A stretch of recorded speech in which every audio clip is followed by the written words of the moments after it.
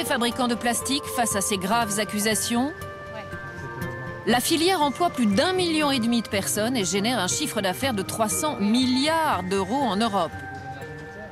Le représentant du lobby a accepté de nous rencontrer, mais en nous donnant rendez-vous dans une galerie dédiée à l'emballage et au recyclage.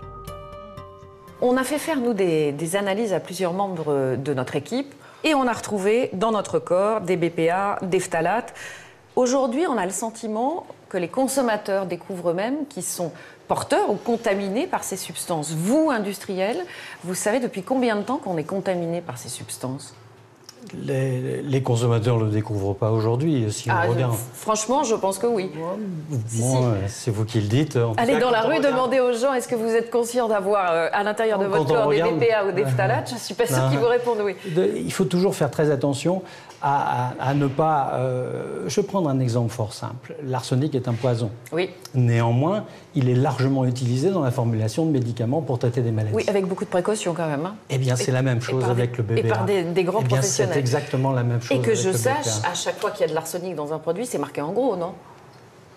Je ne sais pas si ça dépend dans les formules des compositions des... Peut-être, si, oui. À chaque fois qu'il y a du BPA ou à chaque fois qu'il y a des phtalates, c'est pas marqué en gros. Non, il n'y a pas d'étiquetage particulier. Encore une fois, l'étiquetage n'est fait que pour les substances qui sont considérées. Il n'y a pas d'étiquetage quand les substances. Il faut un principe. C'est vous qui faites le comparatif arsenic, BPA, phthalate. C'est pour ça que je me repose sur mais en même temps, moi, je me base uniquement sur les avis des agences sanitaires où une substance est autorisée ou elle ne l'est pas. Est-ce que vous avez l'impression que les députés français ont pris une bonne décision en interdisant les biberons au bisphénol A? Les députés prennent des décisions sur le plan émotionnel et non pas forcément sur le plan scientifique. Donc ça veut dire que vous êtes certain aujourd'hui que les biberons au bisphénol A ne représentent aucun danger? Tout à fait, c'est ce qui est confirmé à la fois par l'Organisation mondiale de la santé au mois de novembre et par l'Agence européenne de sécurité des aliments au mois de septembre. Alors ce qui est plutôt bizarre, c'est que dernièrement, là, ces tout derniers jours, la Commission européenne, cette fois, apparemment emboîte le pas aux députés français et danois et dit que les biberons au bisphénol A vont être interdits à terme dans les pays européens, dans les 27 pays européens. C'est une position qui est assez dangereuse puisque l'ensemble de la société, je dirais les consommateurs, le pouvoir politique ainsi que les industriels ont besoin d'agences sanitaires qui soient totalement compétentes et totalement impartiales pour pouvoir prendre leurs décisions. Et si on commence à prendre des décisions sans se reposer sur les agences sanitaires, on peut arriver à n'importe quelle situation. Je propose de regarder un extrait du document qu'on vient de voir avant vous. Il s'agit d'un éminent professeur. Regardez, il est spécialiste des hormones et voilà ce qu'il nous dit en tout début d'émission. C'est une précocité pubertaire à 6 ans. C'est régulier ça On en voit de plus en plus.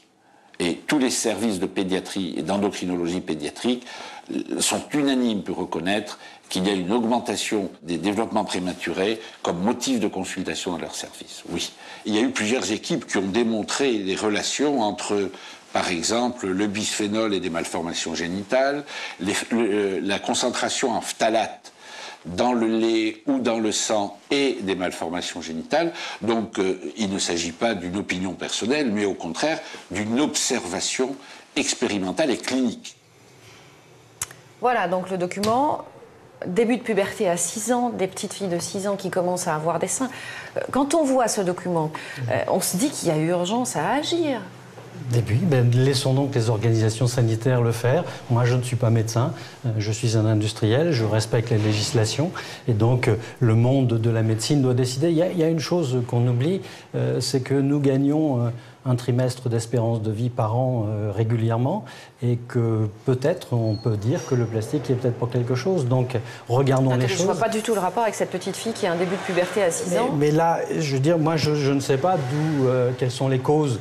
Je ne suis pas médecin et j'ai du mal à juger cette vidéo. Vous dites que le principe de précaution aujourd'hui est dangereux. Il n'est pas dangereux, mais il peut éventuellement interdire sur le marché des produits qui apportent des bénéfices aux consommateurs. Si vous prenez l'exemple des biberons, le polycarbonate, le matériau plastique qui est fabriqué à partir de bisphénol A, est un matériau qui a des propriétés extraordinaires de dureté. Il est bien sûr incassable, évidemment. Ensuite, il n'y a pas d'autres matières plastiques qui procurent les mêmes bénéfices aux consommateurs. Oui, mais peut-être que ces bénéfices-là, les consommateurs, si vous leur dites que ça représente un risque, ils sont prêts à avoir un biberon qui est un peu opaque, qui n'est pas tout à fait transparent, c'est pas très grave.